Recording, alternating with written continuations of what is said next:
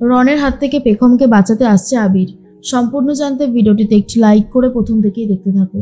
গল্পের শুরুতেই দেখা যায় যে পেখম খুব কান্নাকাটি করতে থাকে। এদিকে রন তো মাঝরাতে এসে গাছের টবের মধ্যে টাকার ব্যাগটা লুকিয়ে রেখে চলে গেছে। পেখম মাঝরাতে উঠে পড়েছে। রন যাওয়ার পরে পরেই পেখম উঠে পড়েছে।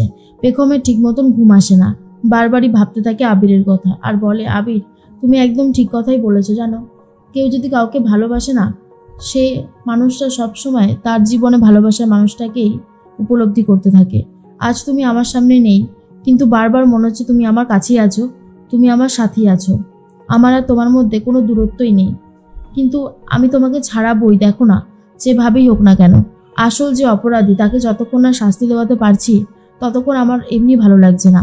তবে শাস্তি তো তাকে আমি দেবই, কঠিন শাস্তি পাবে সে, আর কোনো দিনও অন্যায় করার সাহস দেখাবে না। এরপরেই আবির মনে মনে ভাবছিল পেখমেরই কথা। পেখম সেই ব্যাগটা দেখতে পেয়ে যায়। ব্যাগের চেন খোলা মাত্রই দেখে তার মধ্যে রয়েছে প্রচুর টাকা, আর এটা বুঝতে পেরে যায় আবিরকে ফাঁসানোর জন্যই এরকমটা করা হয়েছে, এছাড়া আর কিচ্ছু না। তার মধ্যেই সকাল হতে একটু তাড়াতাড়ি চলে গেছে পেখম অফিসে, আর গিয়ে দেখে কেউ এখনো পর্যন্ত উপস্থিত হয়নি। এরপর সেই ব্যাগ ভর্তি টাকাটা নিয়ে চলে যাচ্ছে সোজা বব রয়ের কেবিনে, আর বলে বব রয় নিশ্চয়ই তার ঘরে সিসিটিভি লাগায়নি। এরপর একটা জায়গা দেখে সেই টাকার ব্যাগটা রেখে দেয়, আর ফোন করেছে অভিতাজকে আর বলে, অভিতাজবাবু আপনি যেই টাকার ব্যাগটা খুঁজছেন সেটা আপনি আমাদের অফিসে পেয়ে যাবেন, আপনি চলে আসুন তাহলেই পাবেন। অভিতাজ বলে, ঠিক আছে আমি এক্ষুনি আসছি। স্ত্রী তারপরে স্বর্ণালীরা জিজ্ঞেস করে, কোথায় যাচ্ছ? অভি তখন বলে, আমার একটা ইম্পর্টেন্ট কাজ আছে, একটা ইনফরমেশন এসেছে, সেটাই দেখতে যাচ্ছি। আমি দেখছি কি করা যায়, পরে এসে কথা বলবো। এই বলেই চলে যায়। স্বর্ণালী তখন বলে, যা বাবা একটা আশা দেখিয়েছিল, সেই আশাটা কি আদৌ পূরণ হবে? আমার ছেলেটা কি বাড়ি আসবে? এখন তো আমার এসব নিয়ে বেশি বেশি করে চিন্তা হচ্ছে। অন্যদিকে বব রয় ভাবে, পেখম হঠাৎ করে অনেক বেশি কুল হয়ে গেছে। ওকে কুল হতে দেখলেই আমার চিন্তা আরও বেশি করে বাড়ে। মনে হয় যেন কোনো একটা গন্ডগোল হতে চলেছে, আবার কোনো একটা কিছু করতে চলেছে। এখন তো আমার ঠিক সেটাই মনে হচ্ছে। এর মধ্যেই ভালো করে সিসিটিভির দিকে নজর রেখে দিয়েছিল বব রয়। অভিতাজবাবু চলে এসেছে পেখমের অফিসে। পেখম তখন বলে, আসুন আমি দেখাচ্ছি বব রয়ের ঘরটা ঠিক কোন দিকে। যেই না সিসিটিভিতে দেখে নিয়েছে পেখম অফিসারদের নিয়ে চলে এসেছে, বব রয় অমনি ভয় পেয়ে যায় আর ভাবে, তার মানে আমাকে ধরার জন্য পেখম চলে এসেছে, কিন্তু এত সহজে যে আমি ধরা দেব না পেখম, এই বলেই চলে যাচ্ছে পালিয়ে। অভিতাজবাবু ঘরে চলে এসেছে, অর্থাৎ বব রয়ের কেবিনে, আর এসে দেখে বব রয় নেই।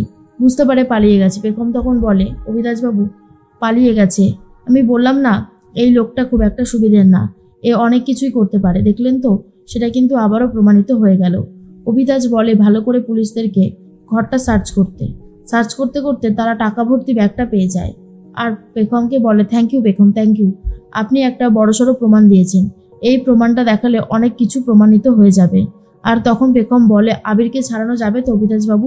অভিতাজ তখন বলে, নিশ্চয়ই যাবে, আর একটু সময় অপেক্ষা করুন, আমি খুব তাড়াতাড়ি ব্যবস্থা করছি। পেখম তখন বলে, যত তাড়াতাড়ি পারবেন করুন, আমি আর অপেক্ষা করতে পারছি না। আমার হাজবেন্ডের যে এই অবস্থা করেছে তার শাস্তি আমি চাই।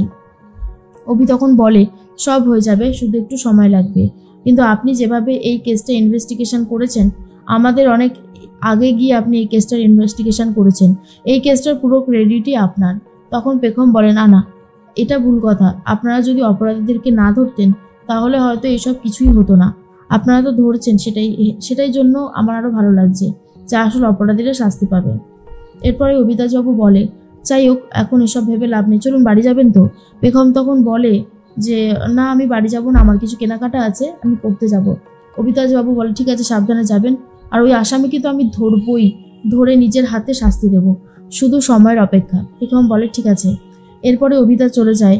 পেখম ভগবানের কাছে প্রার্থনা করতে থাকে আবিরকে যেন তাড়াতাড়ি বাড়িতে নিয়ে আসতে পারে, আর অভিযুক্ত রনকে যেন উচিত শিক্ষা দেওয়া যেতে পারে। এর মধ্যেই অভিতাজ চলে গেছে আবিরদের বাড়িতে, আর সবাইকে বলতে থাকে, আগের দিন আমি একটা সারপ্রাইজ দিয়েছিলাম, বলেছিলাম যে আবির খুব তাড়াতাড়ি ছাড়া পাবে, আর আবির কবে ছাড়া পাবে সেটা হবে কালকে। আর এটা শোনার পর বাড়ির প্রত্যেকেই খুব খুশি হয়ে যায়। দাদু তখন বলে, বাহ এটা তো দারুণ খবর, কোনো কথা হবে না, এই খবরটা দারুণ, কিন্তু বধুয়া কোথায়? এরপরেই অভিতাজ বলে, আসলে পেখম তো কাজ করছিল আর তারপরে বলল শপিংয়ে যাবে, সেই জন্য ও আমার সাথে আসেনি। এর মধ্যে স্ত্রী তখন বলে, অভিতাজবাবু, আপনাকে যে কি বলে ধন্যবাদ দেব আপনি নিজেও জানেন না। আপনি আমাদের জন্য অনেক বড় একটা কাজ করেছেন, তার জন্য আপনাকে অনেক অনেক ধন্যবাদ। আর তখনই অভিতাজ বলে, না না ঠিক আছে, এতবার ধন্যবাদ দেওয়ার মতন কিছু হয়নি, আমার আসল জিনিসটা আমি ঠিক চেয়ে নেব সময় আসলে। স্ত্রী বুঝতে পারে অভিতাজ হয়তো তাকে একটু একটু পছন্দ করে ফেলেছে, আর এটা বুঝতে পেরে যায় স্ত্রী। অন্যদিকে পেখমকে ফোন করেছে স্ত্রী আর বলে, পেখম কোথায় রয়েছো বলো তো? আরে ঝটপট করে এসো, বাড়িতে তো খুশির হাওয়া বইছে, আবির কালকেই ছাড়া পাবে, এটা নিয়ে আমরা খুব এক্সাইটেড। আর তখনই পেখম বলে, জানি দিদিভাই জানি, এত লড়াই এত কিছু সব তো এই দিনটার জন্যই ছিল তাই না?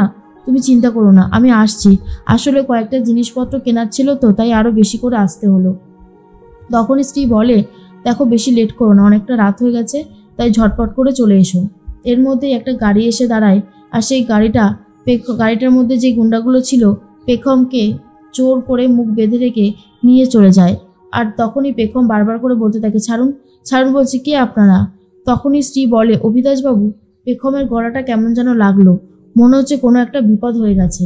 পেখম যেই জিনিসগুলো কিনেছিল, ফোন সবটাই রাস্তার উপরে পড়ে আছে। তখনই অভিতাজ বলে, কি বলছেন কি? তাহলে তো আমাকে দেখতেই হচ্ছে। এদিকে পেখম ভাবে, যত যাই কষ্ট হোক না কেন আবিরকে সে ছাড়াবে। আর আবির হঠাৎ করে ঘুম থেকে উঠে স্বপ্ন দেখেছে, চিৎকার করে ওঠে।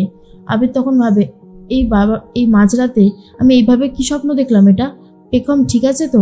এরপর পেখমকে ফোন করবে বলে কনস্টেবলকে ডাকতে থাকে। কনস্টেবল তখন বলে, এখন কত রাত দেখেছিস, এখন এভাবে ফোন করা যাবে না। অফিসার বলে, যখন অন্যায়গুলো করিস তখন মনে থাকে না, এখন কোনোভাবেই ফোন হবে না। আবির তখন ভাবে, পেখম তুমি ঠিক আছো তো? তোমার জন্য যে আমার খুবই চিন্তা হচ্ছে, এখন তো আমি তোমার কাছে নেই, পাশেও নেই, আমি জানি না তুমি কি করছো। আর অন্যদিকে স্ত্রী ভাবে, কি হলো পেখমের হঠাৎ করে, ফোনেই তো কথা বলছিল, সব তো ঠিকই ছিল, আচ্ছা ওর কোনো বিপদ হয়নি তো? আমার খুব টেনশন হচ্ছে। স্বর্ণালী জিজ্ঞেস করে, হ্যাঁ রে কি হয়েছে? স্ত্রী তখন বলে, পেখম তো কথা বলছিল, হঠাৎ করে মনে হলো যে পেখমকে কেউ কিডন্যাপ করে নিয়ে যাচ্ছে, আমার তো সেটাই মনে হলো। তখন দাদু খুব চিন্তা করে আর বলে, কি বলছিস কি, বধুয়া কিডন্যাপ হয়ে গেছে? স্ত্রী তখন বলে, আমি বলতে পারবো না, আমি জাস্ট যেটুকু বুঝতে পারলাম সেই হিসেবেই কথাটা বললাম। এর মধ্যেই পেখমকে নিয়ে গেছে একটা পরিত্যক্ত বাড়িতে। সেখানে নিয়ে গিয়ে রন বলতে থাকে, মাই লিটল প্রিন্সেস, কতদিন তোমার জন্য অপেক্ষা করেছি জানো, এই বব রয় তোমাকে খুব ভালোবাসে। তখনই পেখম বলে, আর নাটক করে কি হবে রানা রায়চৌধুরী, আমি খুব ভালো মতনই জানি আপনি একজন জেল ফেরার আসামি, আবার বড় বড় কথা বলছেন। তখনই আরো বেশি রেগে যায় এই রন আর বলে, শোনো, একদম বেশি আউফাও কথা বলবে না, বুঝতে পেরেছো? আমার যেটুকু ক্ষমতা আমি সেটুকু করবই। আর এবারে তোমাকে দেখি কে বাঁচায়, কিন্তু আবির যে আছে, আবির যে পেখমকে বাঁচাবে সেটা বুঝতেই পারেনি এই রন।